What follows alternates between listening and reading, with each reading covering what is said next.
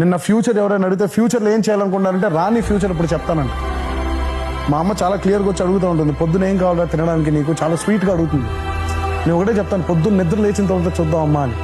రాత్రి చనిపోతే బట్ చెప్తాను, మన జీవితాలు అంతే. మనం ఒక చిన్న ఆశ మీద బ్రతుకుతూ ఉంటాం. దేవుడు మనిషికి ఇచ్చిన గొప్ప వరం చావు గురించి మరుపు. మనం చచ్చిపోతామని మనకు తెలియదు. మనం అవి మర్చిపోయి మన జీవితాలని సాగిస్తూ ఉంటాం.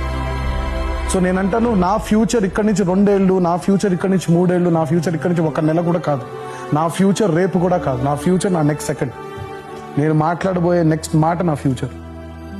నేను ఇప్పుడు డ్రైవ్ చేసుకుంటూ ఇంటికి వెళ్ళాలి, అది నా ఫ్యూచర్. సో నేను అలాగే ఉంటాను.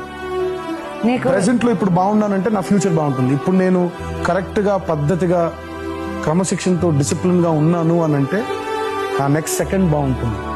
అంతవరకే కానీ 3 ఏళ్ళు 4 ఏళ్ళు ఇక్కడి నుంచి 4 ఏళ్ళకి ఏమవుతుంది ఎవరికి తెలుసు, ఎవరికి ఏం